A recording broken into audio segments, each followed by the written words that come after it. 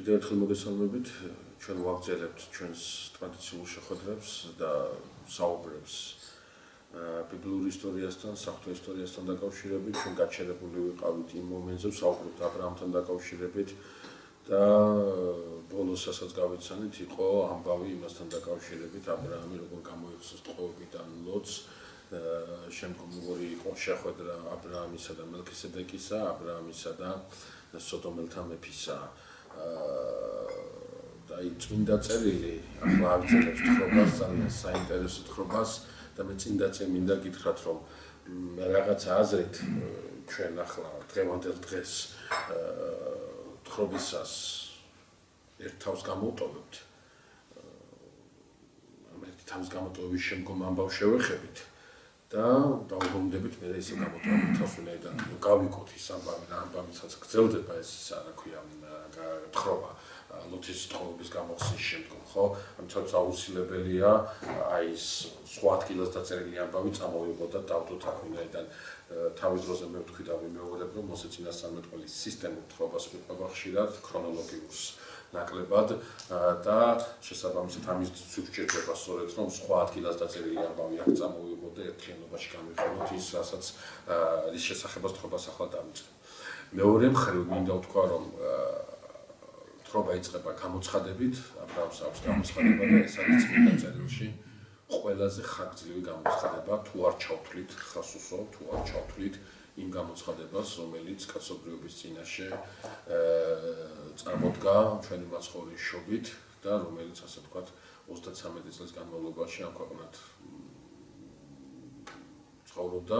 3 წელი უშუალოდ სამოღვაწო ასპარეზზე იყო გამოსული და შემდგომ ესე იგი თავისი გამოხსნილობით იყო ასე გამოიხსნა ადამიანი. აი ამას თუ არ ჩავთვლით, ამ მომენტს თუ არ ჩავთვლით, ყველაზე ხანგრძლივი გამოცხადება წმინდა წერილში ახლა და ეს არის აბრაამთან დაფიქსირებული.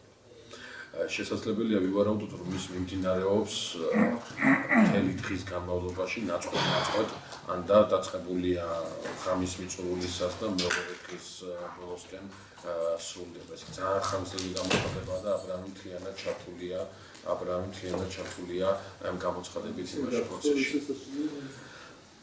ნუ გეშინი აბრაამ, მე ვარ შენი ფარი. აი ასე იწყება გამოცხადება წმინდა წერილში, ეს ხანგრძლივი გამოცხადება.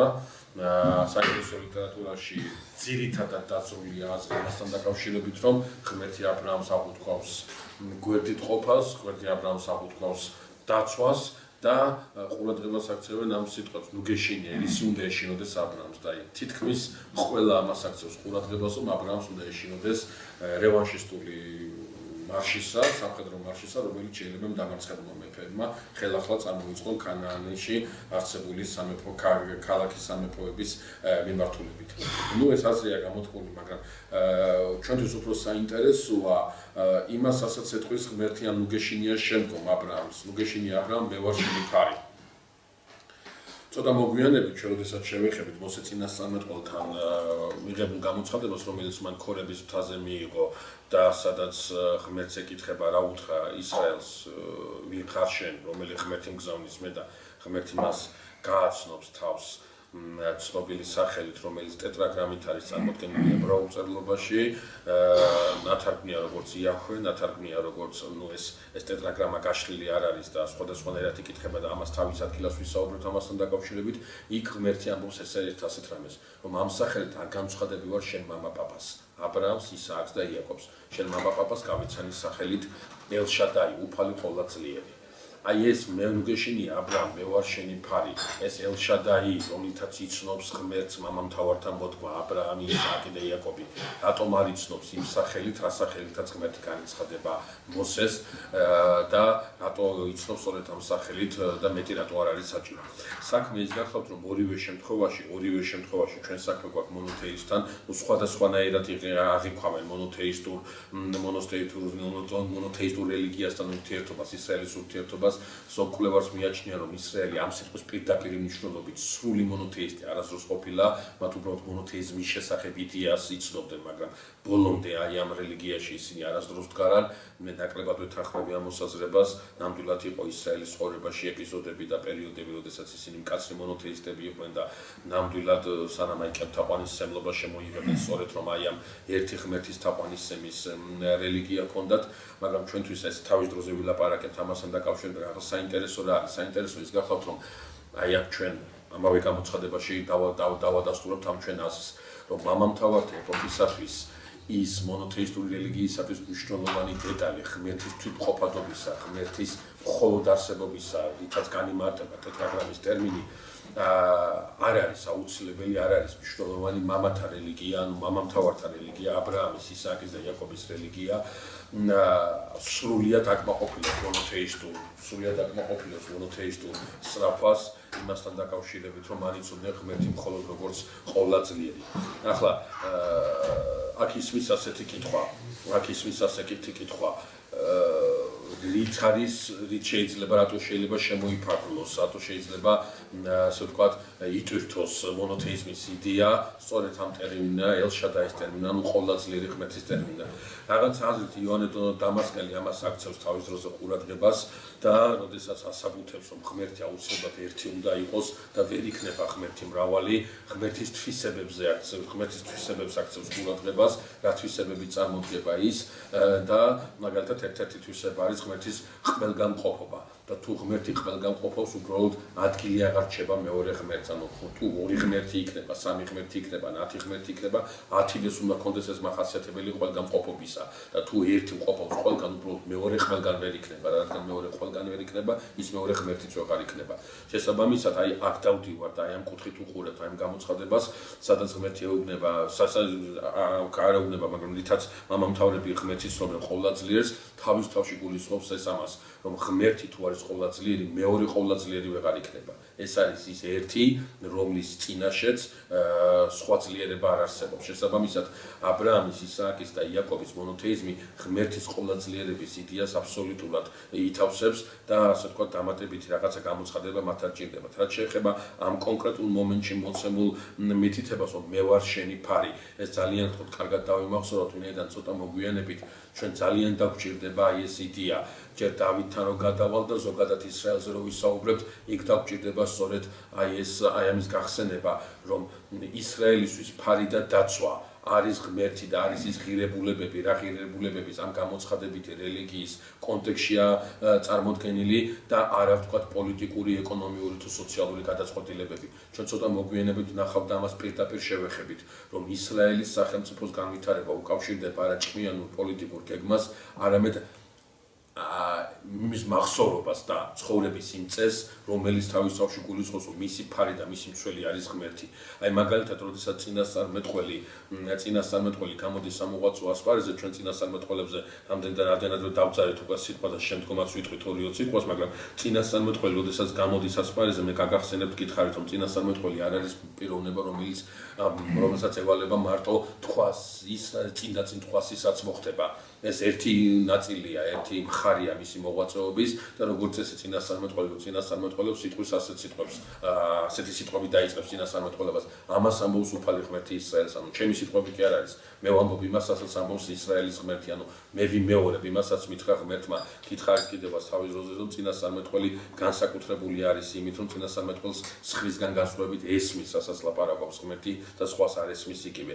აი წინასწარმეტყველი, როდესაც გამოდის სამოღვაწეო ასპარეზზე, გარდა იმისა, რომ ის წინასწარმეტყველებს მისი მოღვაწეობა არის ძალიან საინტერესო, ის ძირითადად მოღვაწეობს მამხილებელი კუთხით, ის ამხელს მეფეებს, ის ამხელს ერისმთავრებს და მხილების ძირითადი კონტექსტი, ძირითადი ხაზი თუ დავაკვირდებით წინასწარმეტყველთა მოღვაწეობას, ერთადერთ რამეს უკავშირდება, გაიხსენონ მმართველებმა, გაიხსენონ მეფეებმა, გაიხსენონ პასუხისმგებლობის თვითონმა პირებმა ის მთავარი, რასაც უნდა ემსახურონ, ეს არის ღმერთი და იდეა იმასთან დაკავშირებით, რომ მათი ორიენტაცია უნდა იყოს ღმერთისაკენ.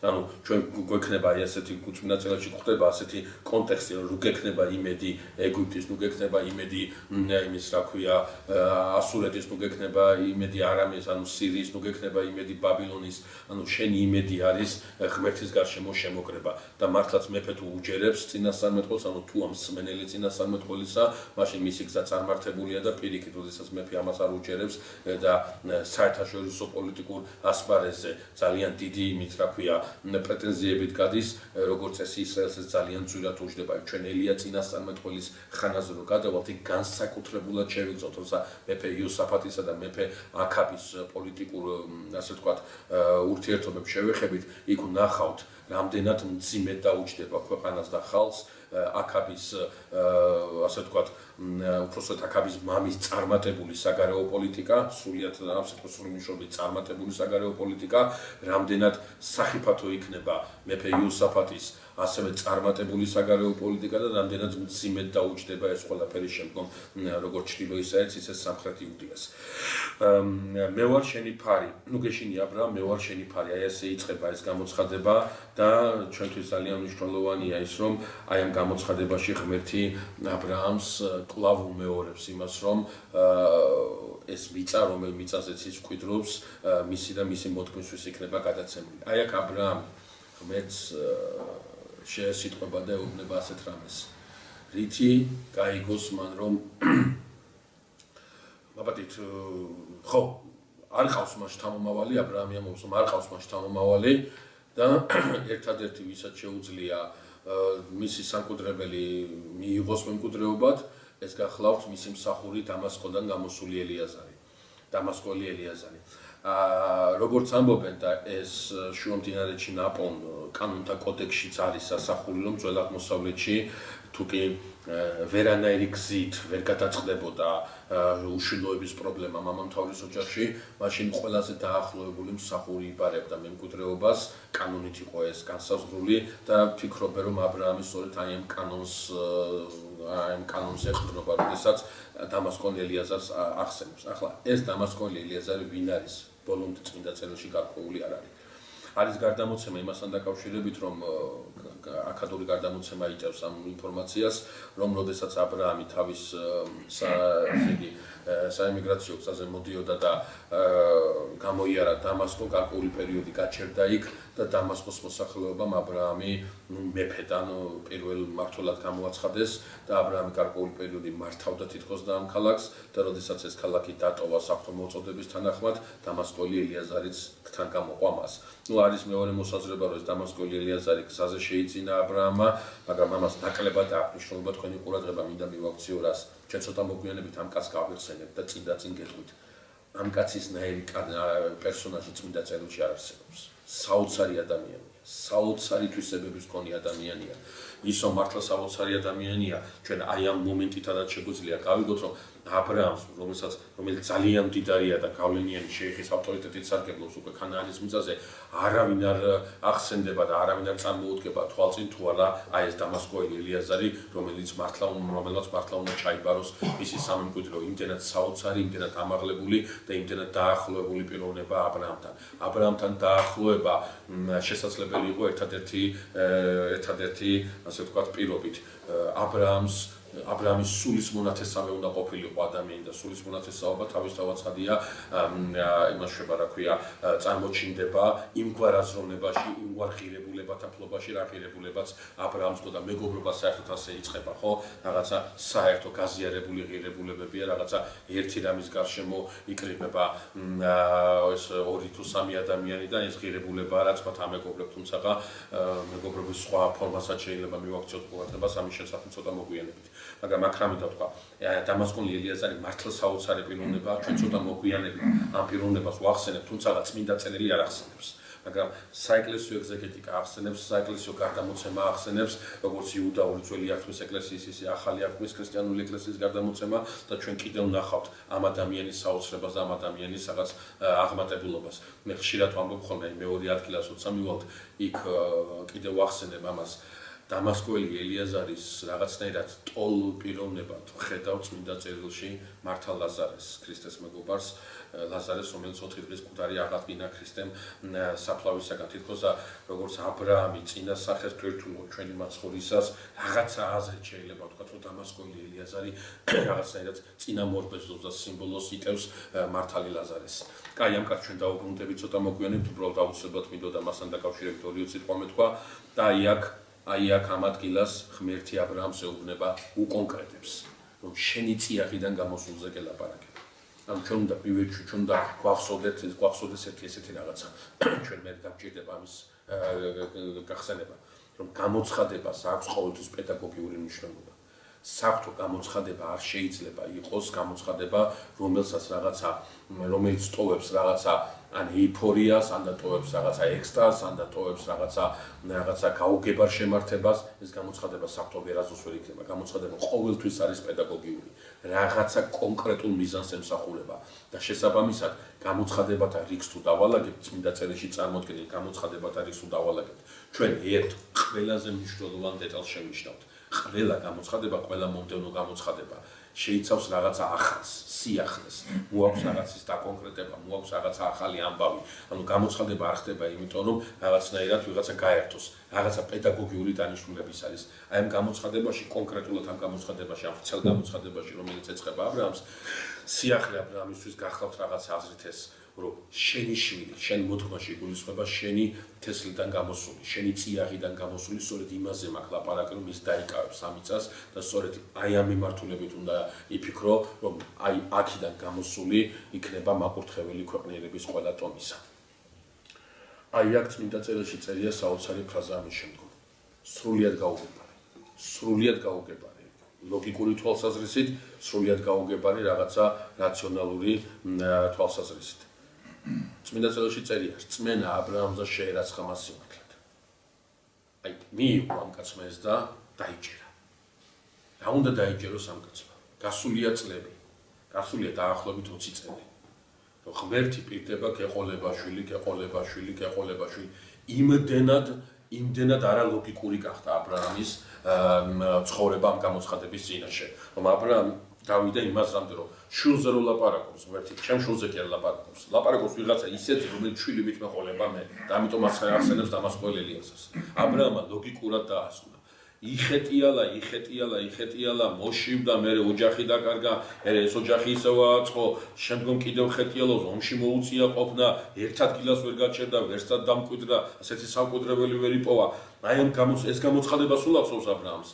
მაგრამ რაღაცნაირად ეს ამ ანალიზი მიყავს იქამდე რომ არ უნდა იყოს ეს ღმერთი არ უნდა ელაპარაკოს ის უშვილოდ გადადის აშკარად და ვიღაცა შვილი ვიტრო ყავს იმაზე აქვს ღმერთს აშკარად აქცენტი გაკეთებული და აი აქ რო ეუბნება ღმერთს რომ არა შენ შვილზე მაქვს საუბარი შენ გეყოლება შვილი წმინდა წერილში წერია რომ მიუხედავად ამ ყველაფერი ამ დიდი დროისა და ამ დიდი დასკვნებისა და ამ დიდი მსჯელობისა რაც აბრაამს ხონდა უცებ ეს კაცი ამბობს რომ უცებ ამ კაცთან დაკავშირებით წმინდა წერილი ამბობს რომ რწმენდაო რატო დაიჯერა რა აქვს საბუთი იმისა რომ უცებ მოტრიალდეს და ელიაზარიდან და შვილი ვით რო ყავს იმ ელიაზარიდან აქცენტი გადაიტანოს კიდევ იმაზე რომ მას უკვე ხანში შესულ კაცს შვილი გაუჩნდება აბსოლუტურად გაუგებარია ამიტომაც ეს წმინდა წერილი შეერაცხა მას სიმართლედ აი ეს გამდვილი რწმენაა და ჩვენ ოდესაც აი პავლე მოციქული აკეთებს აქცენტს რა შეერაცხა აბრაამს სიმართლედ წმენა წინა დაწოთილებამდე თუ წინა დაუწვეთელობამდე ანუ წმენა შეერაცხა სიმართლეს სწორედ წინა დაუწვეთელობამდე ანუ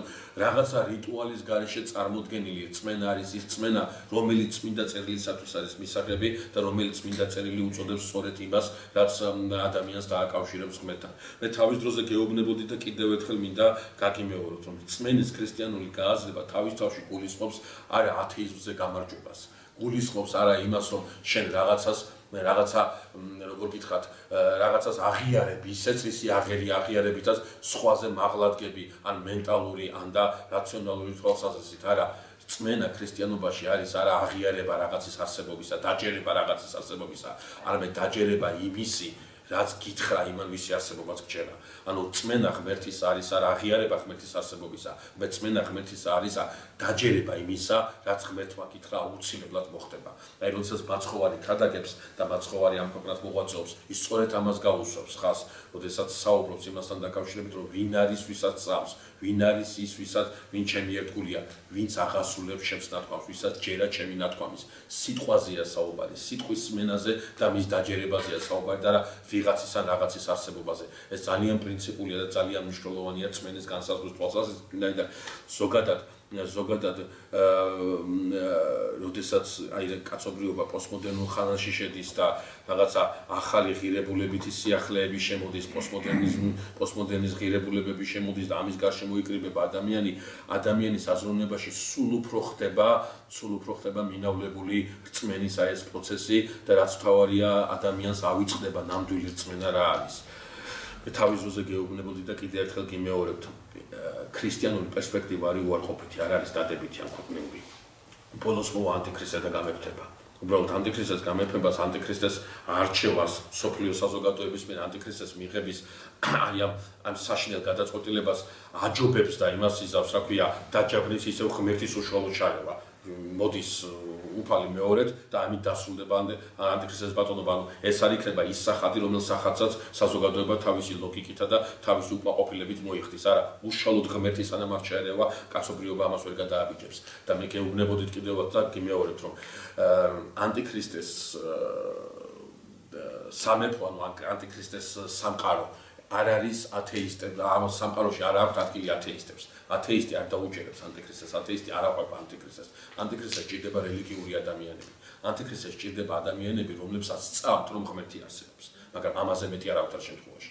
როგორც კი მორწმუნე დაიწყებს საუბარს არა იმასთან დაკავშირებით, რომ ღმერთი არსებობს, არამედ იმასთან დაკავშირებით, რომ ამ ღმერთმა რაც თქვა, ისაა სწორედ სიმართლე და ჭეშმარიტება და არა ის თქვა, რაც ალტერნატიულად გვთავაზობენ, აი ეს უკვე საშიში იქნება მისთვის. აი ესეთი მორწმუნე არ უნდა. მისი მორწმუნეების, მისი რელიგიური, ასე ვთქვათ, მოქალაქეების მთელი მახასიათებელი უნდა იყოს ის, რომ ისინი უბრალოდ აღიარებენ ღმერთის არსებობას, მაგრამ არამც და არამც ის, რომ დაიჯერონ, რასაც ამბობს ღმერთი და ერწმუნონ იმას, რასაც ამბობს ღმერთი. აი ეს არის ნამდვილი რწმენა. რაღაც აზრი ძალიან საინტერესოა, რომ როდესაც ჩვენ ევქარისტიას ვესწრებით, ხო, რამდენჯერმე მაქვს ნათქვამი და კიდე მინდა გავიმეორო, რაღაც აზრი ჩვენ წირვას ვესწრებით ორჯერ ვეზიარებით. არა ერთხელ, არამედ ორჯერ ვეზიარებით. ერთი ზიარება ხდება სიტყვასთან, როდესაც იკითხება სახარება და მეორე ზიარება ხდება უკვე უშუალოდ ქრისტეს სისხლთან და ხორცთან. ანუ ვეზიარებით ჯერ სიტყვას და სიტყვის მერე ვეზიარებით ქრისტეს სისხლს და ხორცს. აი თუ გავიხსენებთ, თუ კარგად წარმოვიდგენთ, ხო, რა დროს იკითხება სახარება, ნუ სიტყვასთან მაზიარებლობა როდის ხდება, სანამ აი კათაკმეველები დგანან და ისინი ისმენენ წირვას, ხო, აი ამ ლიტურგიაზე მათ დასწრების უფლება აქვთ. რატო ამ სიტყვასთან ურთიერთობას, ამ სიტყვის მიღების დაბრკოლების უფლება არ აქვს დედამიწის ზურგზე არავინ. ყველასთვისაა ეს სიტყვა ნათქვამი, ყველასთვისაა ეს სიტყვა გაჟღერებული და არავის არ აქვს უფლება ვიღაცას უთხრას, რომ ეს სიტყვა არ უნდა მოისმინო. ყველასთვისაა ეს სიტყვა ნათქვამი. რატომ არის ეს სიტყვა ნათქვამი? ყველას წმენა იწყება აქ. წმენა არ იწყება იმასთან, როდესაც მე ვაღიარებ, რომ მე ვეზიარები ქრისტეს სისხლს და ხორცს. არა, ეს არის დაყოფი წმენისა, რომ მე შეუერთდები ღმერთს და ღმერთი მიერთდება მე. წმენა დავიწყე აქედან, როდესაც მოვისმინე სიტყვა, ვეზიარე სიტყვას და დავუჯერე იმას, რაც მითხრა ღმერთმა. რა მითხრა ღმერთმა? ეს სახარებაშია თავისთავად ცხადია წარმოდგენილი, მაგრამ მე თავის დროზე ჩვენ მივაქცევთ ამას ყურადღებას და ვიტყვით, რომ მე ღმერთმა მითხრა ის, რომ ნეტარება არის სული სიგლახაკეში. თუ ეს მჯერა მე შემიძლია ვთქვა, რომ მორწმუნე ვარ.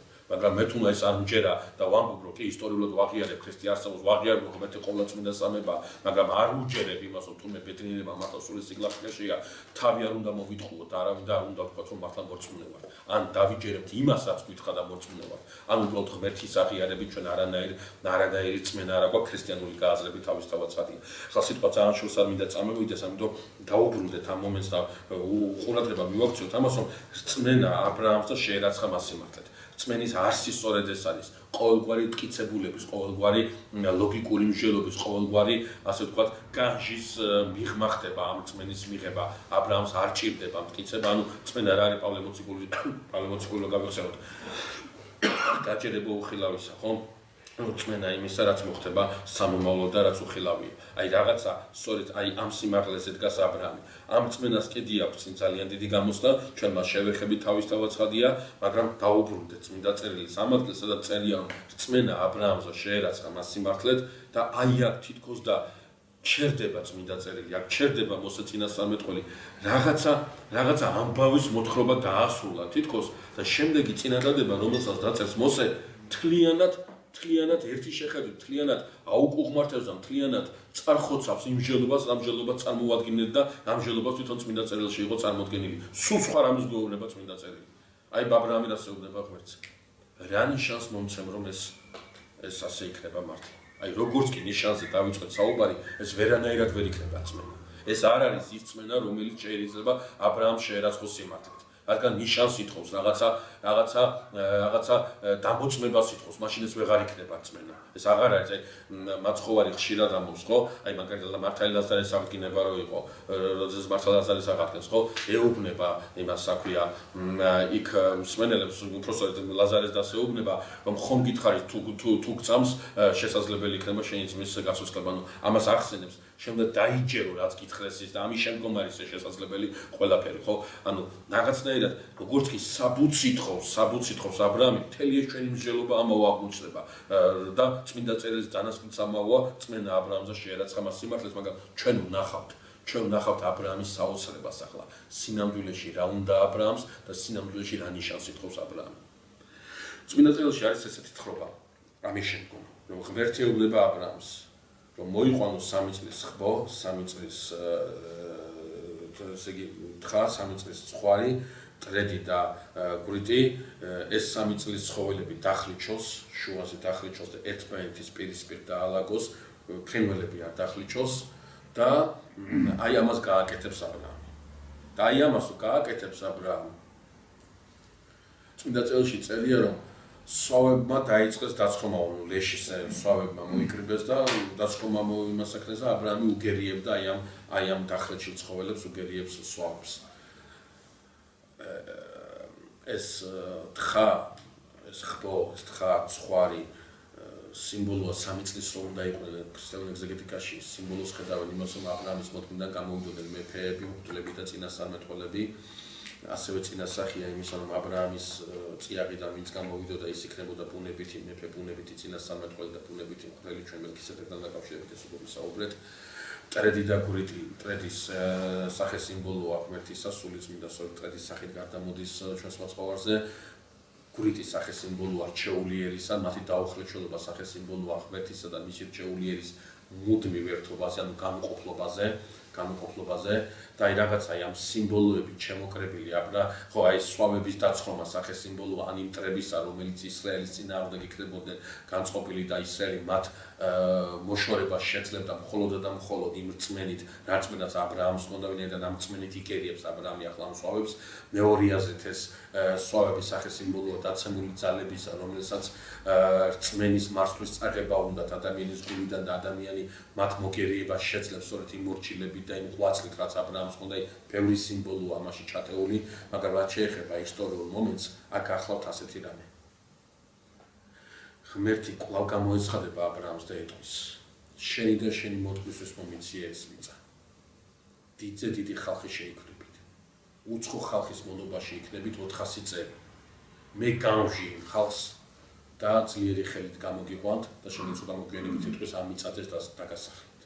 მეგობრებო, აი ამას იტყვის ღმერთი ა ブラ ამს ამას ეტყვის და წმინდა წერილში წერია, რომ ა ブラ ამს დაეცა განკვირვება. ეს განკვირვება რა ტერმინია, იცით? სწორედ განკვირვება დაეცა ადამიანს, როდესაც მისი გვერდიდან ქალს შექმნის ღმერთი. ანუ განკვირვება ეს არის ძილი, ეს არ არის ძილის ფორმა, ეს არის რაღაცა ისეთი დარკოზული მდგომარეობა, როდესაც გრძნობის ორგანოებია გათიშული, მაგრამ თავის ტვინი მუშაობს. ეს რაღაც დარკოზული მდგომარეობა რაც არის, ხო, თავის ტვინი არ ითიშება, ხო, არის გრძნობის ორგანოები ითიშება, ხერხემლის ზურგის ტვინიც არის, ხო? აი რაღაცა ამდაგვარი დაეცა ა ブラ ამს და ა ブラ ამი უცებ შეწეწულდება, ძალიან შეშინდება, ვინაიდან ჩამოწვევა წვდიადი და ამ წვდიადში ხედავს თონეს, აკვამლებულ თონეს, ამ თონედან ამოვარდება ცეცხლი და ამ გახლეჩილ ცხოველებს შორის გაივლის. და დაუდო ღმერთმა აღთქმა ა ブラ ამს. მეგობრებო, ნახეთ რა მოხდა. ძველად იყო წესი ასეთი. რომ ხელშეკრულება როცა იდებოდა ორ მხარეს შორის ცხოველს დაკლავდნენ და ამ გახლეჩავდნენ შუაში და ერთმანეთის პირისპირ დადებდნენ ამ ცხოველს. და ორივე მხარე ხელშეკრულების მქონე ორივე მხარე გაივლიდა ამ დახლეჩილ ცხოველებს შორის და იტყოდა როგორც ეს ცხოველი თავის დროზე იყო ერთი მთლიანი და ახლა არის ორ ნაწილად დაყოფილი. ასევე ჩვენ ორი სხვადასხვა მხარე ერთი მთლიანი საქმის ერთობაში ვართ შესული. ასე დახლეჩოს და დაანაწილოს ღმერთმა ის, რომელიც აი ამ ჩვენ შორის დადებულ პირობას დაარღვევს და გაივლიდნენ ამ ცხოველებს შორის. აღთქმა, რომელიც წარმოდგენილია ამ ტერმინით, ძველი აღთქმა, ახალი აღთქმა, ტერმინოლოგიულად აღთქმა ნიშნავს კონტრაქტს. ანუ ძველი აღთქმა და ახალი აღთქმა ამ ენაზე რო გადავთანხმოთ, ნიშნავს ძველი კონტრაქტი და ახალი კონტრაქტი. ძველი კონტრაქტი რა არის? ძველი კონტრაქტი არის ისაც, რასაც ჩვენ უკვე ვისაუბრეთ და რაც მთელი ამ იმის განმავლობაში ვსაუბრობთ. რა არის ძველი კონტრაქტი? რომ ღმერთმა თქვა, რომ დედაკაცისაგან შობილი თავს გაუჭეჭყავს გველს, გველი ქულს დაუგესლავს მას. ეს ძველი კონტრაქტი არსებობდა, ღმერთმა აღასრულა თავისი პირობა და დადო ახალი კონტრაქტი. რა არის ახალი კონტრაქტი? ის კიდევ მოვა და საბოლოოდ მისი სამეუფეო დამყარდება. ხო, ჩვენ ახალი კონტრაქტორები ვართ, ახალი ხელშეკრულების, ასე ვთქვათ, ისავთ, რა ქვია, ვალდებულების წინაშე ვდგავართ, მაგრამ ამ ახალს ეწავს თავი დავანებოთ, ძველს დაუბრუნდეთ. აი, აქ როდესაც ნათქვამია, რომ აღთქმა დაუდო ღმერთმა აბრაამს, ნათქვამია, რომ ხელშეკრულება გაუფორმა ღმერთმა აბრაამს. რას ნიშნავს ხელშეკრულება გაუფორმა ღმერთმა აბრაამს? ნახეთ, ეს ცეცხლი, რომელმაც გაიარა ამ ცხოველებს შორის, ეს არის სიმბოლო იმისა, რომ თავად ღმერთი გადის, ანუ ღმერთი დებს პირობას, ღმერთი დებს ხელშეკრულებას და გაიარა ამ ცხოველებს შორის. რა არის ღმერთისაგან დადებული ხელშეკრულება? ჩვენ ეს კონკრეტულად აბრაამთან რა არის? ეს იყო უწინარეს სხოლისა, რაზეც გავამახვილეთ ყურადღება, რომ აბრაამიდან გამოსული ყოველი ტომის მაკურთხეველი იქნება, აბრაამისგან დიდი ხალხი წამოვა, უცხო ქვეყნის მონობაში იქნება 400 წელი, 430 იქნება და მეორე ადგილას 4 თაობა წელი 400 წლის მაგრამ და ღმერთი ძლიერი ხელით გამოიყვანს მათ და ამ მიწაზე დაასახლებს, ხო ღმერთი ძლიერი ხელით გამოიყვანს მას და ამ მიწაზე დაასახლებს. აი ღმერთმა დადო თავისი პირობა და ასე თქვათ, როგორ არის ორი კონტრაქტორი რო არის, რა შეება, ხო, ერთიც მოაწერს ხელს და მეორეც მოაწერს ხელს, ხო? აი ხელმოწერასავით არის ღმერთმა მოაწერა ხელი, გაიარა ამ დახლეჩილ ცხოველებს შორის. ახლა ვინ უნდა გაიაროს ამ დახლეჩილ ცხოველებს შორის? ვისი ჯერია ახლა? აბრაამი, ხო? აი წმინდა წერილში მთელი საიდუმლოება, აი ამ გამოცხადების საიდუმლოება იმისა, რომ ღმერთს ეუბნება აბრაამი, რა ნიშანს მომცემ მე იხსნება ამით წოდე. აბრაამი აქ არ გაივლის. აბრაამი აქ არ გაივლის, ვინაიდან აბრაამს არ ჭირდება ეს ნიშანი. აქ სხვა რამე მოხდება. აი ამ ცეცხლის ცხოველებს, დახლეჩილ ცხოველებს შორის გავლის მაგივრად, აი ეს თავი, რომელსაც ჩვენ გამოვტოვებთ და სხვა თავზე გადავდივარ, ახლა იქ ღმერთი დაადგენს რას? წინა დაცვეთა არის თანაკონტრაქტორობა, ანუ აქ ახლა აბრაამაც რო გაიაროს, შემდგომ აქ ისააკმაც უნდა დახლეჩოს და ისააკმაც გაიაროს, იაკობმაც გაიაროს, იაკობის თქო ისრაელში ეს რიტუალი უნდა იყოს ცხოველების დახლეჩვა და მათ შორის სიარული, არა. აბრაამი როცა ნიშანს ითხოვს არა თავისთვის, მას კი არ ჭირდება ეს ნიშანი. აბრაამს წმენა და შეერაცხა მას სიმართლედ. აბრაამმა დაიჯერა, რომ ღმერთი შთამომავლობას მისცემს, ანუ ნიშანს ითხოვს ვისთვის. ნიშანს ითხოვს შთამომავლობისთვის, რომ ჩემთან კი არდებ კონტრაქტს, რადგან იმ მოდგმასთან დებ კონტრაქტს, რაღაცა ისეთი, რაც სამახსოვრო ექნება ჩემ თაობიდან თაობაში, რომ შენი კონტრაქტორები არიან, შენ წინაშე არიან ვალდებულები. ამ ნიშანს ითხოვს აბრაამი. ყურადღება მიაქცეთ მეგობრებო, წინა დაცვეთა მარტო ისრაელს არ ქონდა, სხვასაც ქონდა წინა დაცვეთა, მაგრამ წინა დაცვეთა, ისრაელიანის წინა დაცვეთა განსხვავდებოდა სხვათა წინა დაცვეთისაგან. რითი ისრაელიანი რო წინა დაიცვითავს რა შვება კონტრაქტორი, თანავალდებული ხდება აბრაამთან ერთად რისი აი ხელშეკრულებისა, რომელიც ხელშეკრულებას დაუდო ღმერთმა. ანუ ღმერთი იღებს თავის თავზე ვალდებულებებს, რომ აბრაამისგან გამოსული ქვეყნების ყველა ტომს აკურთხებს, აბრაამის მოტყვა გამრავლდება, მძიმე მონობიდან გამოიხსნის და ამ ქვეყანაზე ამ მიწაზე დაასახლებს და სახელმწიფო შეუქმნის. ეს არის ღმერთის მხრიდან დადებული პირობები. რა პირობაა, რომელსაც დებს აბრაამი და შესაბამისად წინა დაცვეთილები აბრაამის მოტყვიდან, ანუ თანაკონტრაქტორები აბრაამისა. რა არის ეს პირობა? რომ მე მეწოდინება, მე არ ამერება, მე არ შემეშლები შენ სხვა ღმერთში. მე მეწოდინება, რომ სწორედ შენ ხარო გამამრავლე. შენ ხარ რომ მძიმე მონობიდან გამომიყვანე, შენ ხარ რომ მამიწაზე დამასახლე და სახელმწიფო შემიქმნი და შენ ხარ რომელმაც აღვიქვი რა, რომ ჩემგან უნდა გამოვიდეს ის, ვინც ქვეყნიერების ყველა ტომს აკურთხებს. სხვაგვარად რო ვთქვათ, მონოთეიზმის ეს იდეა შენ ერთთან ურთიერთობისა, სწორედ აი აქ არის წარმოდგენილი და ეს არის ელ-შადაი, უფალი ყოვლადწლიერი ღმერთი, რომელიც აბრაამს ეუბნება, მუგეშენია აბრაამ, მე ვარ შენი ფარი და სწორედ ეს ღმერთი დებს ხელშეკრულებას. ვისთან? აბრაამთან არა, აბრაამში წარმოდგენილ ხალხთან, ანუ აბრაამის მოდგმასთან. აბრაამის სიდიადე სწორედ ეს გახლავთ.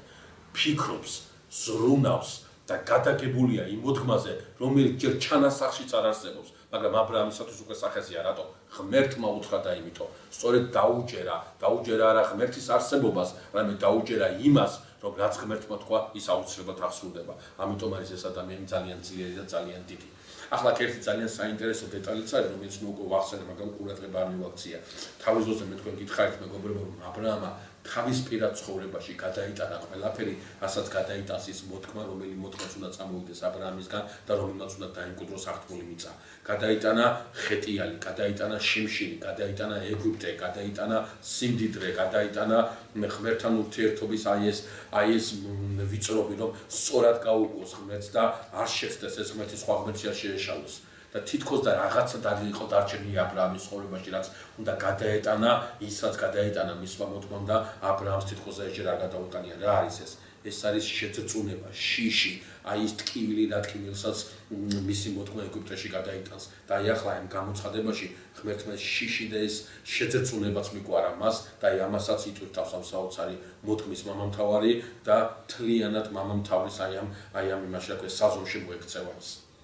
აი აქ სრულდება ეს ცელი გამოცხადება, რომელზეც გესაუბრებოდით, რომ დადო კონტრაქტი ღმერთმა და თავისი ესე იგი ეს პირობა ცეცხლმა გაიარა დახლეთშილ ცხოველებს შორის და შემდგომ თავში, რომელსაც მე წინადაცვეთას მე აღარ ვახსენებ და თქვენ წინ გეუბნებით, ერთი თავით იქით ღმერთი დაუდებს აბრაამს წინადაცვეთის იმას, რომ ესე იგი ყველა მოდგმა, ყველა ისა რა ქვია, აბრაამის მოდგმაში ვინც არის, ყველა ვინცაც აი ამ ღმერთთან ექნება კავშირი, თანაკონტრაქტორი ამ აღთქმისა ხდება სწორედ წინადაცვეთით.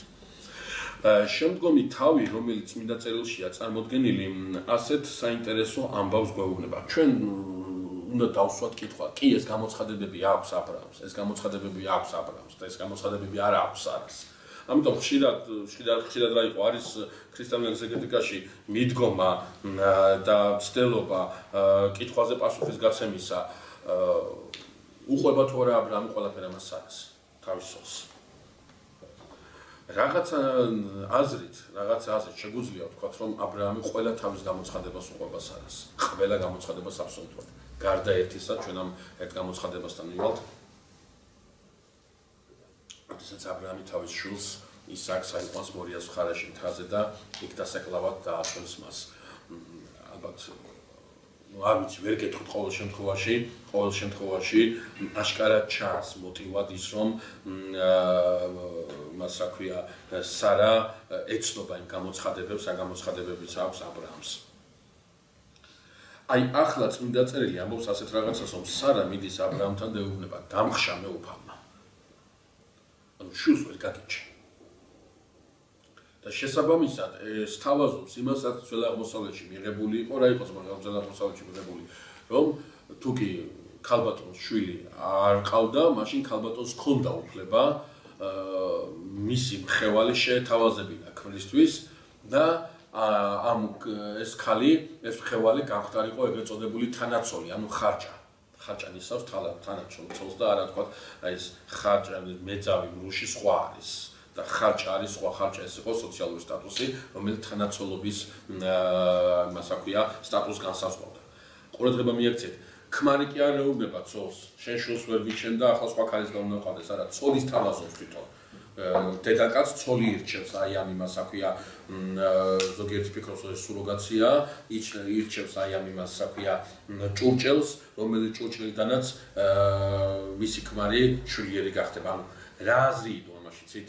რომ რადგან ეს ქალი ვერ უჩენს შვილს, ამიტომ სხვა ქალი ჩაანაცვლებდა ქალბატონს, მაგრამ ჩაანაცვლებდა რა პირობით? რომ თესლი, რომელიც თესლისაგანაც მასში ჩაისახებოდა ბავშვი ხო ამქმნის იყო. რადგან ქმარი და ცოლი ერთნი არიან, მისი ქმრის თესლისაგან გამოსული ბავშვიც, რადგან მისი ქმრის იყო, ის თავისთვის ჰქონდა უფლება დაეტოვებინა. რაღაცა მშობიარობის წესიც ასე იყო, იცით, აი გინეკოლოგიური სკამები, რომელიც იყო და სადაც მშობიარობა მიმდინარეობდა, როგორ იყო, ნახევრად გადაწვენილ მდგომარეობაში ჰქონდა საზურგე და როდესაც ამ ქალს აი ამ ხარჭას ეწყებოდა მშობიარობა, ას ქალი კი არ დაждდებოდა ამ სკამზე ჯდებოდა ქალბატონი. და ამ ხელებს დაალაგებდა ამ სახელურებზე. და უკვე მშობიარე ქალი, ანუ ხარჭა ჯდებოდა ქალბატონზე. აი თითქოს ეს ორი სხეული ერთლიან სხეულად იყო გაგებული და თითქოს ეს ქალბატონი მშობიარობდა, ეს ხელიც ამ სიმაზე, იმიტომ რომ ამ ხარჭას თავისი ხელები ქალბატონის ხელებზე უნდა დაელაგებინა და ეს ტკივილები რაც ჰქონდა, ხო, აი ამ ქალის უნდა მოიჭირა და ეს ტკივილები ამ ქალბატონს უნდა ეყო, ქალბატონს უნდა გადაეტანა ვითომ მშობიარობის ტკივილები. ეს ბავშვისო დაიბადებოდა, ვითომ ქალბატონი მშობიარობდა და ამ ქალს მე ბავშვი დაიბადებოდა, გადააწვენდნენ და იმას რა ქვია, ამ ქალს ამ ქალბატონს ჩაუწვენდნენ ამ ბავშვს და ნუ ის ქალი იყო ხარჭა მეტი არაფერი. რაღაც აი ამგვარ რაღაცას თავაზობს სარა აბრამს. ყურადღება მივაქცევთ რომ ინიციატივა არა აბრამის, ინიციატივა არის სარასი.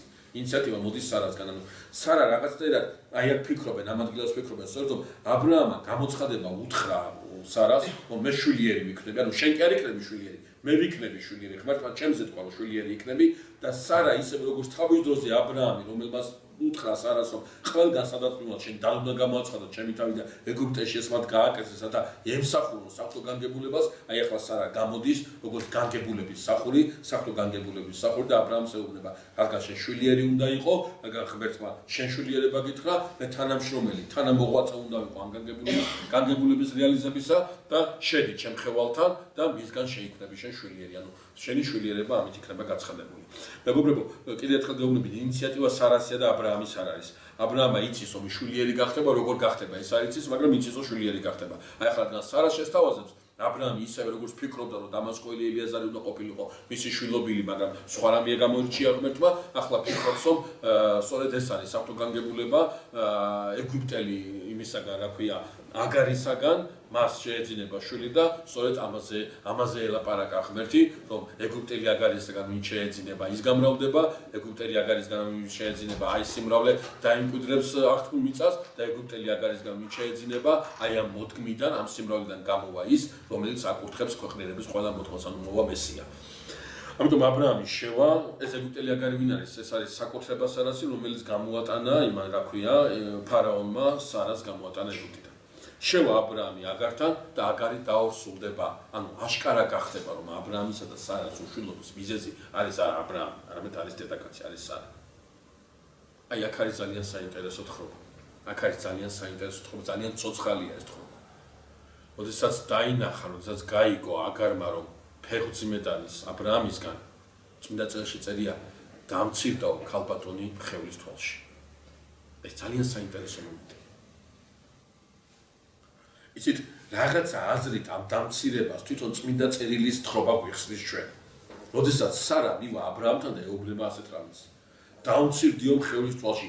ღმერთმა გამსაჯოსო მეტაშე, რადგან დამცირდიო ხევლის თვალში.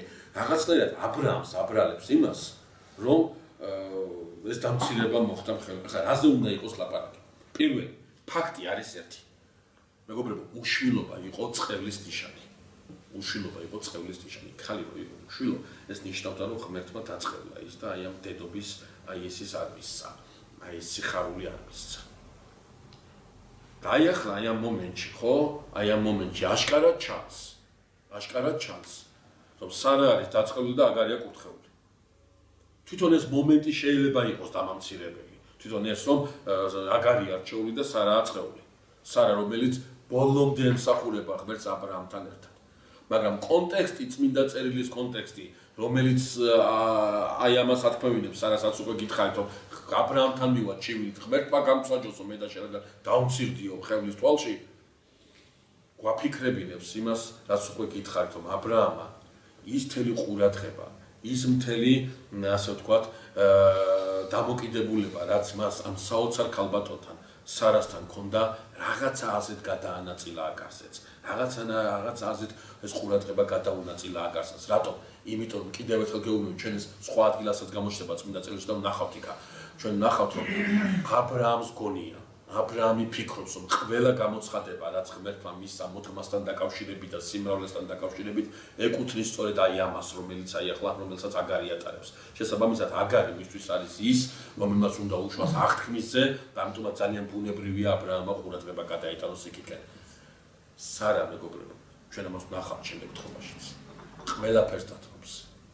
სარა შეუძლია იხეტიალოს აბრაამთან ერთად. სარა შეუძლია თქვასო ძმა არის მისი და სარა შეუძლია აბრაამის გულისათვის, აბრაამის ღვთისმსახურების გულისათვის ფარაონის ჰარამხანაში დახოს წლების განმავლობაში და იტანჯოს იქ. ყველაფერზე წავა, შიმშილზე წავა სარა, ფეხ მიყვება თავის ქმარს, მაგრამ არასდროს არ დათმობს.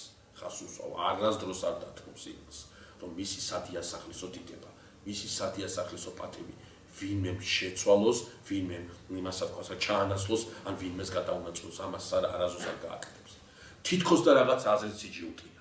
თითქოს და რაღაც აზრით მიუღებელია ეს აქციები, მაგრამ ჩვენ ცოტა მოგვიანებით საოცარ ფრაზას წავიკითხავთ წმინდა წერილში. სწორედ ამ სიჯიუტეს, ერთი შეხედვით სიჯიუტეს, სწორედ ამ ერთი შეხედვით შეუსაბამობაზე ღმერთი აბრაამს ეთქვის დაუჯერე შემცველს. აბრაამი ძალიან დიდი, აბრაამს ეწოდება ღვთისმეგობარი. ძალიან დიდი აბრაამი.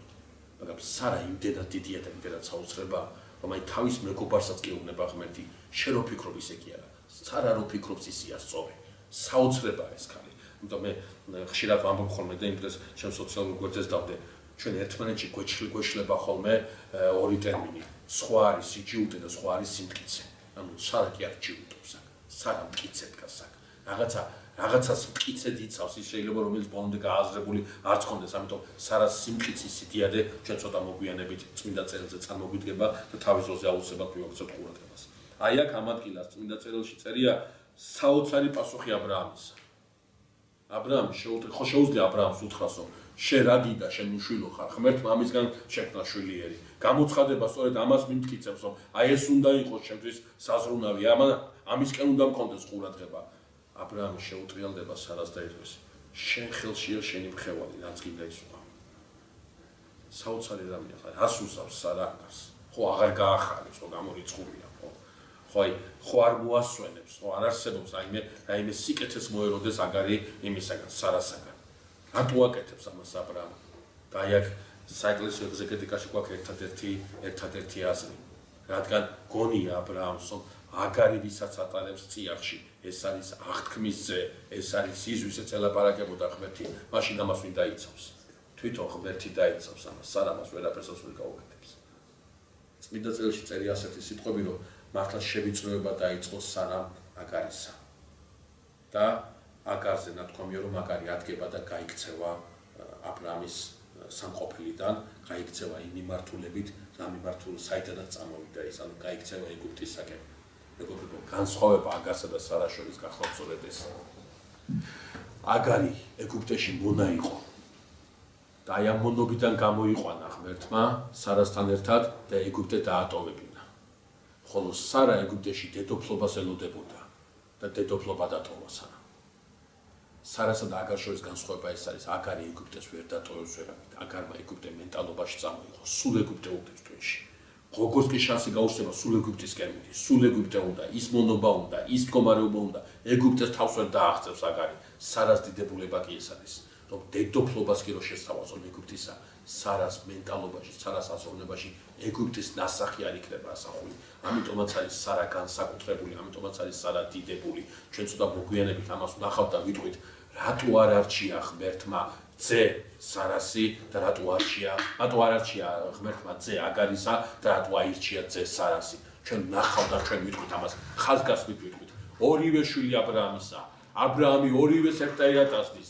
აბრაამი ორივეს ერთი და იგივე ღმერთს უხადაგებს, მაგრამ მათე მახარებელმა რო დაწერა, რომ აბრაამ შვა ისააკ და არ დაწერა რომ აბრაამ შვა ისმაელ, დაწერა არა იმიტომ რომ აბრაამია დიდი, არამედ დაწერა იმიტომ რომ სარაა დიდი, სარაა განსაკუთრებული, დედის განსაკუთრებულობას, ამ ქალბატონის მართლა საოცრებას გაუსვა ხაზი. ჩვენ თავის ადგილას, თავის დროზე ამას კიდე გავიმეორებ და კიდევ ერთხელ ვიტყვით.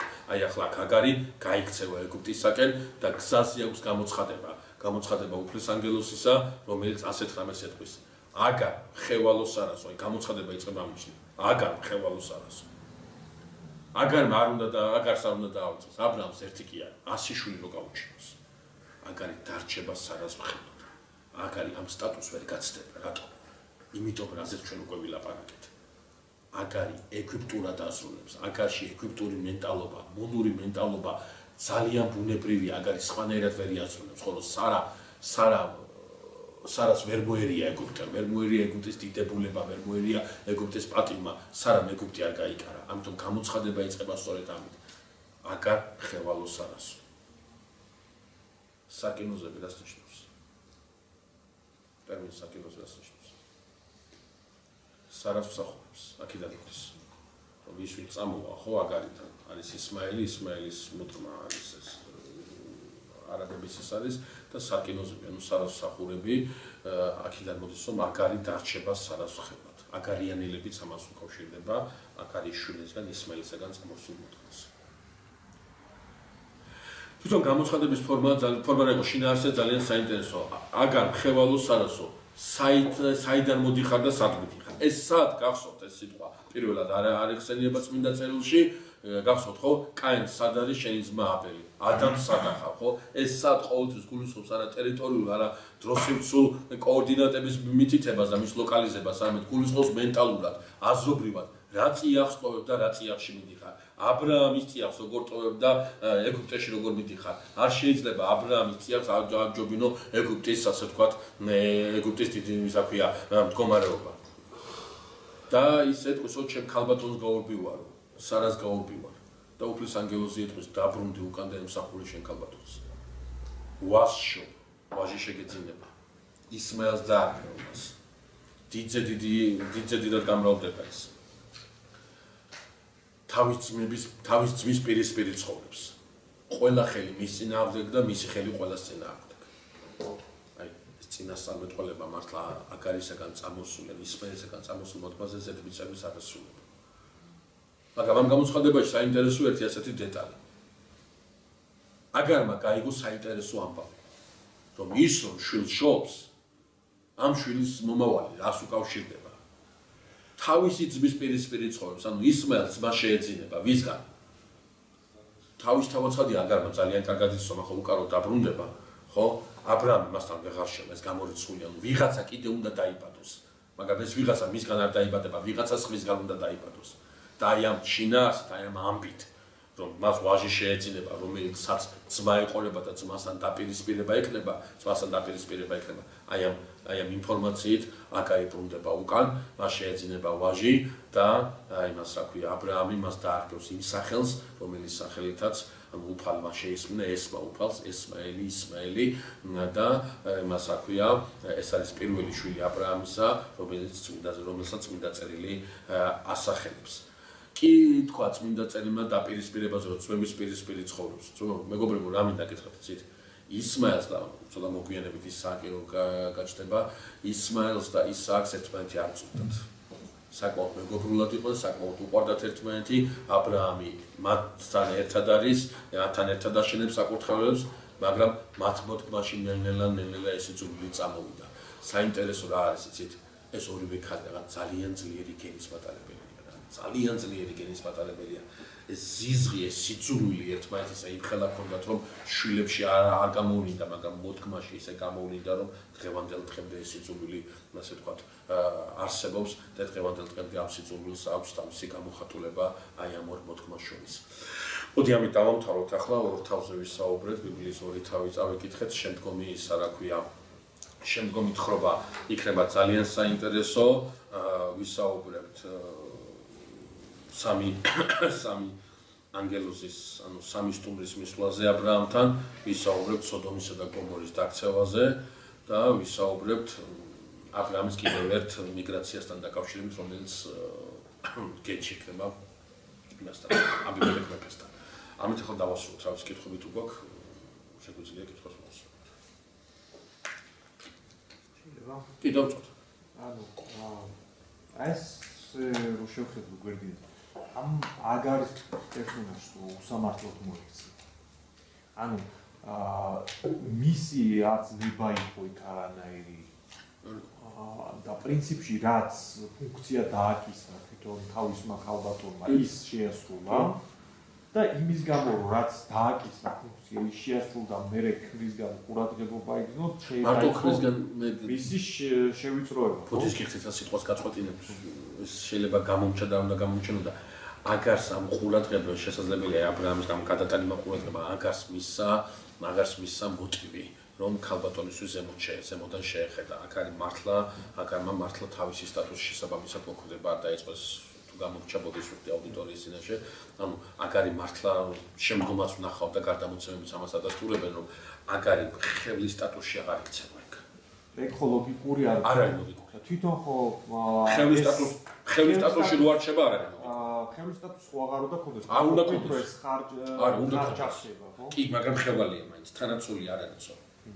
არა ლოგიკა წდება ახლა ანუ იდეაში ხა ამ იმას გავყვეთ ხო უსამართლოდ მოიქცნენ არ მოეცენ უსამართლოდ საქმეა მე ეს გამომჩა ეთქობა ლექსისა და ბოდის კითხით ამიტომ დაგებადათ კითხვა უსამართლოდ აღარ მოეცენ თუ კი ის თავის სტატუსის ბაში აღარ იქცევა და თავის სტატუსზე აღმატებულად მოქმედებს მაშინ აღარ იქცევა ყოველ შემთხვევაში სარა არ იქცევა უსამართლოდ ის როგორ გითხრათ აი ეპოქის თავისებურებიდან გამომდინარე რაღაცა აზრით არის სარას მხევალი სარას საკუთრება ოღონდ კაი გაგებით თომობს საკუთრებას ხო ანუ იმას შეიძლება შესაძლებელია მონამ რაღაცა საგმირო საქმე აღასრულოს მაგრამ მას თუ არ მისცემენ სტატუსს არ შეუცვლია ან თავისუფლებას არ მიანიჭებენ ან და სოციალურ სტატუსზე არ აღაზევებენ ხო იმიტომ რომ გლადიატორმა სიტყვაზე თქვა ბრძოლა მოიგო ცირკში ამისათვის ის ამ თავისუფლებას არ იღებს და სოციალური სტატუსი არ ეცვლება ის თავის იმაზე რჩება ის თავის მოვალეობას ასრულებს მორჩა და გათავდა ანუ ამ შემთხვევაში რაღაცა ასეთ ხო ეს გამირჩა აშკარად ეთქობა ლექციისას და მადლობა რომ ეს კითხვა დასვით რომ აგარის პრობლემა არის სწორედ იმას რომ ის თვითნებურად სტატუსს იცვლის და სავარაუდოდ აბრაამი ამაში პრობლემას ახედავს ამაში პრობლემას ხედავს არა კონფლიქტი აი ამას უნდა უკავშირდებოდეს ამიტომ უსამართლობას არასდროს არ იქნებოდა რომ მაგას მოსდევს ის რომ ისმაილი ზევიდან უყურებს ისაკს მეორე კითხვა ეგ ქონდა რომ ისმაილი პირველ შობილი არის ხო კი პირველი შვილი არის და მასზე უნდა იგივე ლოგიკით მასზე არ უნდა გადავიდეს საკვიდროა და ასე არ უნდა გადავიდეს იმიტომ რომ მე თუ ცოლი მაინშულიერი შეიქმნა ხო ეს სუროგაციას ეკარგება თავისი დანიშნულება და ქალბატონის შვილს ხდება ის მამის წინი რომელიც უნდა შექმნას და ქალბატონი გახდა შვილი ანუ იურიდიულ კაზუსთან უყურებთ მე როცა რაღაც ინტუიტიურ დონეზე პრინციპში ეს ქალიც მართალია, იმიტომ რავი, გადამავალით ის გავაკეთე. აბრაამის მართალია, იმიტომ ისმაელი გონია ხმისზე. და ისმაელის მართალია, იმიტომ რავი, პირველი დავიბადე თარგმნის შეთანხმებით და ეხა სტატუს მართნობ, ისიც არა, კიდევ ხო, იგივე კანონებით ჩვენ ნახავთ მე ახლა სულ წენუსად მოვლენას, რომ ისააკი როცა დაიბადება, ანუ სარაცოშვილი გახდება, ხო? ისმაელს დარჩა ერთადერთი რამ, ანუ აგარს აქვს ერთადერთი რამ სალაპარაკო. პირველი მაინც ისმაელია. მაგრამ სტატუსზე ვერ ილაპარაკებს ვინაიდან სარა პავლე მოციქულია აკეთებს ამაზე აქცენტს რომ აგარი არის ხევლიშვილი, ხოლო ისააკი არის იმის საქმე ქალბატონიშვილი და აღთქმა მიიღო ქალბატონიშვილმა და არ მიიღო ხევლიშვილმა. ქალბატონი არის ეკლესიის წინასახე, ხევალი არის ძველი აღთქმის ეკლესიის წინასახე. ისააკი არის ახალი ისრაელის წინასახე, ისმაელი არის ძველი ისრაელის წინასახე. ანუ ამ სტატუსზე ხდება პავლე მოციქულის არქიდან იყოს რომ აღთქმა ვერ გადავიდოდა მხევალზე, აღთქმა უნდა გადასულიყო აუცილებლად ქალბატონს. არა, თან მერე ცოტა მერე იაკობის და ესავის ისტორიას შევუღებით, იქაც ეს არის ესავი პირველია, მაგრამ იაკობზე გადადის. იქ კიდე სხვა მომენტი ნახავ. ეს სამეფოში გადადის იმას ბოლოშვილზე. მკვიდრეა გადადის. ნუ ეხლა ფილოსოფიას პიკა მაგრამ ვერა მაშინ დავასრულებ ხო რა გადაწყვეტინა ჩემი ბრალია აშკარად ლექციაზე არ მithქვამს სავარაუდოდ ამ ლოგიკიდან გამომდინარე ამ პირველი მაშინ ჩვენ შეგვიძლია ვთქვათ რომ ჩვენი რწმენა გარკვეულწილად იზიარებს არისტოკრატიის შეხედულებას რომ არის რაღაცა სხვანაირი ტიპის ხალხი რომელსაც დაუშვათ ეკუთვნის რაღაცები და არის რაღაცა დაბალი კასტის ხალხი რომელსაც შობიდან გამომდინარე არის გასაგები, ძალიან კაი კითხვა. თუ ჩვენ აი ამ იმას საქვია იურიდიულ კონტექსტში, სამართლებრივ კონტექსტში დავიყვანთ, ხო? მაშინ უნდა ვისაუბროთ ეპოქაზე, რა ეპოქაშიც აი ეს აზრი მუსილებს, მაგრამ თუ ზოგადად ვისაუბროთ, ანუ სამართლებრივ დონეზე არ დავიყვან და ზოგად ურთიერთობებზე ვისაუბროთ, ხო? თქვენს კითხვას ერთი ისჭირდება, შემადგენელი ჭირდება განსაზღვრისათვის და კერძოდ რა. არისტოკრატი არ გულისხმობდა პრივილეგირებას, არისტოკრატი გულისხმობდა ვალდებულება მეტ ვალდებულს.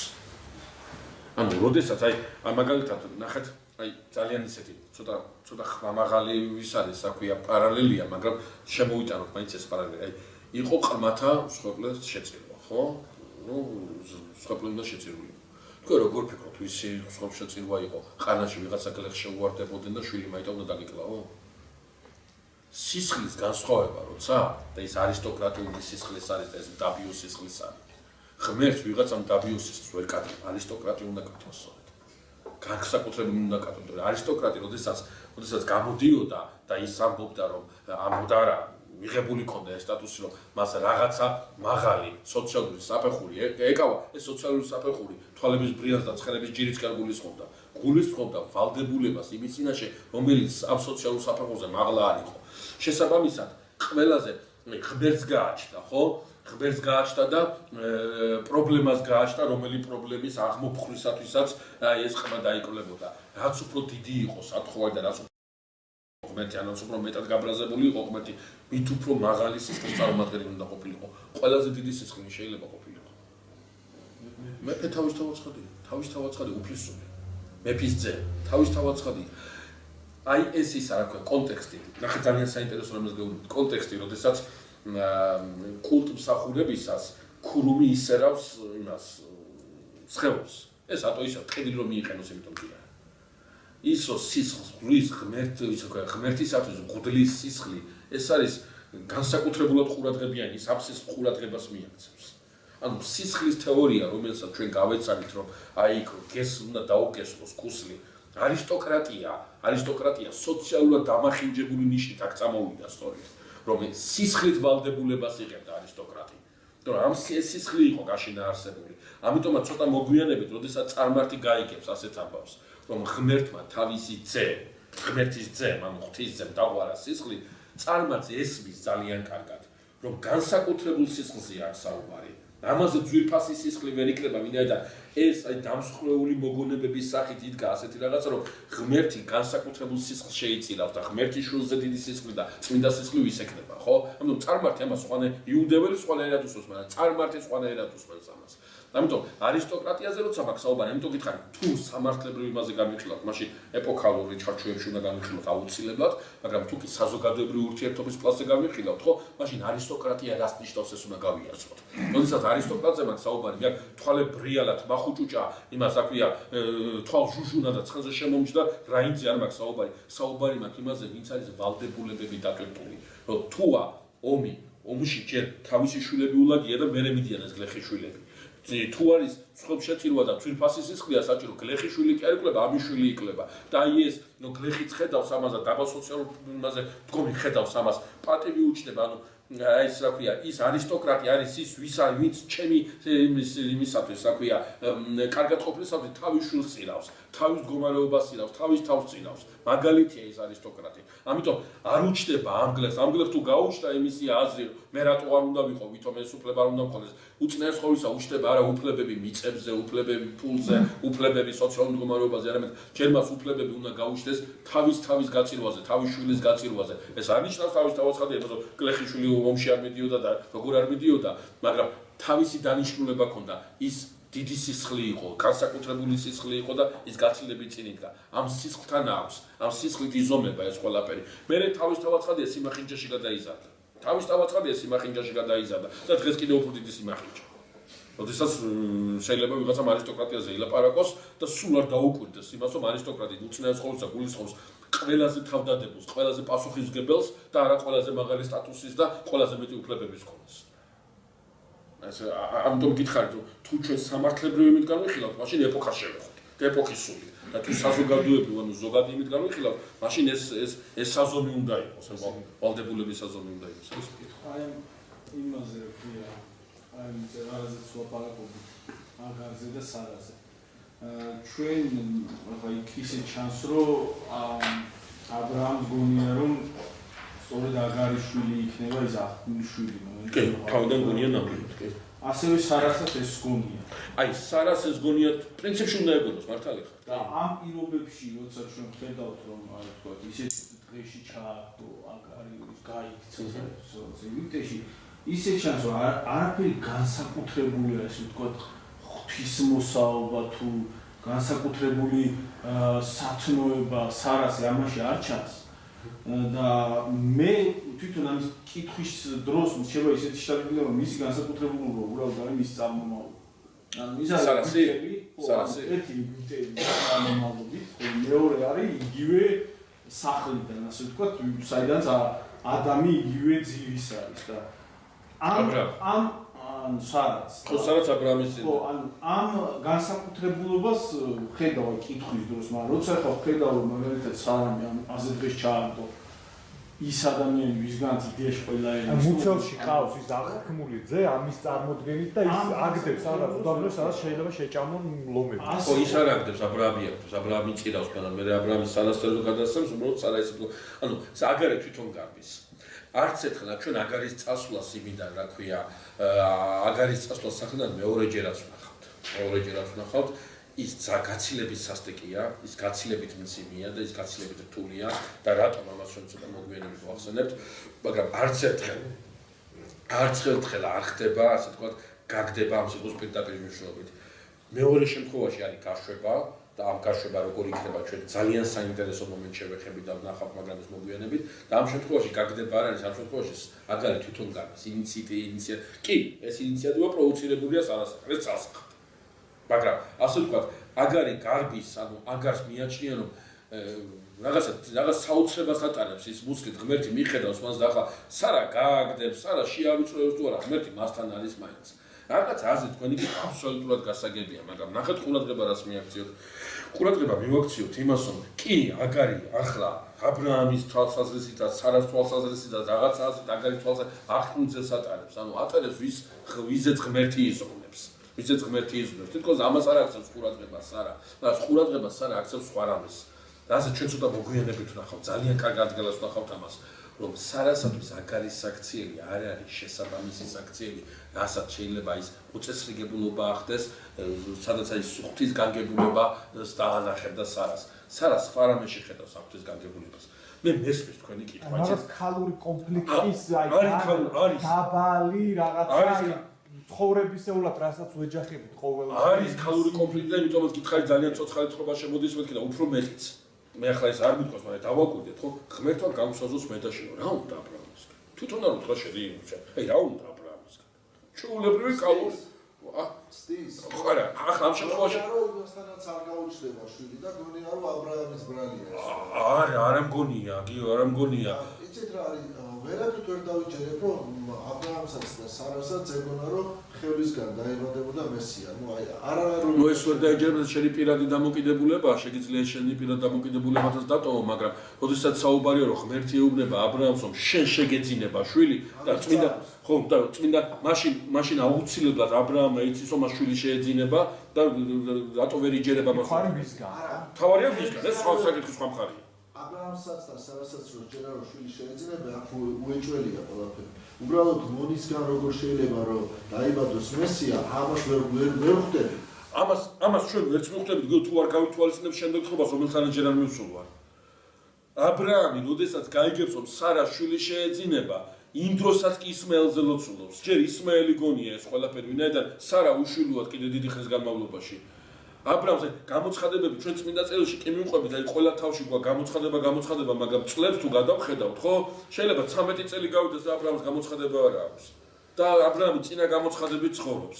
ამიტომ ლოგიკურად გესმის, ლოგიკურად, რომ მე უცებ ვერ გავიგე შენი ისა რომ შეეძინება აბრაამი დარწმუნებულია შვილი ეყოლება, ხევალი იქნება, მაშინ ხევლისგან იქნება ეს შვილი.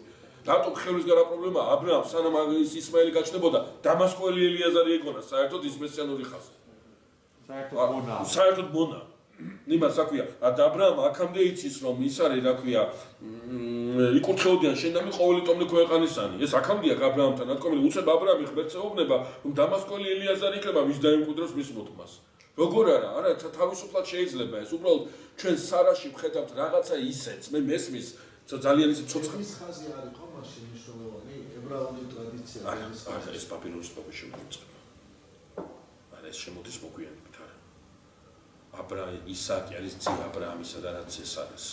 სარასგან არის გამორჩეული, მაგრამ ძე აბრაამისა აუცილებლად. ეს მერი არის.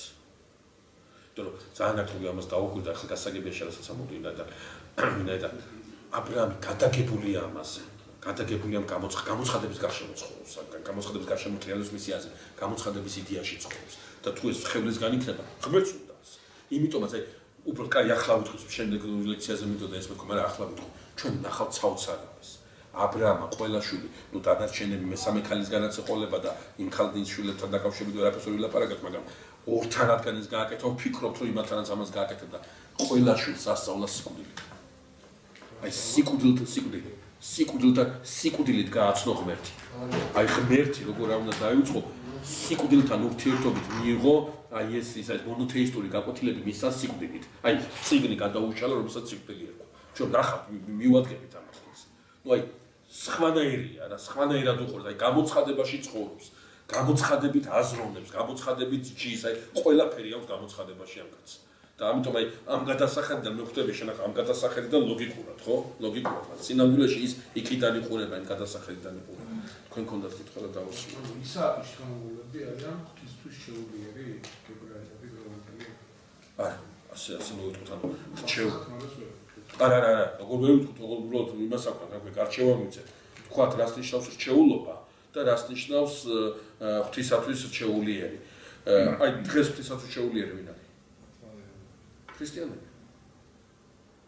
ხო? ანუ ძველად აი იმ მომენტში ეს მინდა გითხრათ რომ ეპოქის თავისებურებიდან გამომდინარე მე ლექციაზე გვექნება ჩვენ ეპოქის თავისებურებიდან გამომდინარე რადგან წმენა ერთ მოდგმაშია და ერთ ხალხშია ეკლესია და სახელმწიფო ანუ პოლიტიკური და რელიგიური საზღვრები ინსტიტუციონალურად არის ერთმანეთზე დამტყრული ერთიანობაშია ამიტომაც ვამბობთ რაღაცა აზრით რომ ძველი აღთქმის ეკლესია ეს არის ძველი ისრაელი მაგრამ ახალი აღთქმის ეკლესია ეს არის ახალი ისრაელი რომელი ახალი ისრაელი საქრისტიანო ისმაილის შთამომავლებზე მაინტერესებს ან თუ ვიცი თუ შეგვიძლია თქვა ვინ არის არაბების მამთავარი არაბების და გარდაცამოსულების ანუ სადელია პალესტინა თქვა პალესტინაც არაბული მოსახლეობის და კონფლიქტი ხო არის მათ შორის ისააკის მოდგმა როგორ არის ამ ქალებს შორის არსებული ზიზღი აი შთამომავლობაში დაიწყო ძმებს მეგობრულად იყო ძმებს არა მე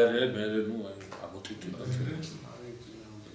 ანუ მაგო ხალხს შორის ზავი იდეაში შეუძლებელი გამოდის რა უბრალოდ სარას ხმხევან არ მე უბრალოდ მინდა თემაში შემევიდან პირველ ის რომ სხვა ხმხევანიც მოყავდა რა სარა მეიჩია თვითონ ხო კი სარა მეიჩია ის მისი არჩევანი იყო აი მოცემულობა გვეგარგება ჩვენ როცა და მე-20 საუკუნის იმაზე გადავდივართ პიროვნებას უცავთ წინ რა და კონტრაქტზე მოსავლაპარაკეთ რა, იმიტომ სარას არჩეული იყო. კი, სარას არჩეული იყო, მაგრამ მაგაში საფრთხო გაგება იყო ცალსახად. და აი მაგით ღმერთი გვაუძნება, მაგრამ მადლობა.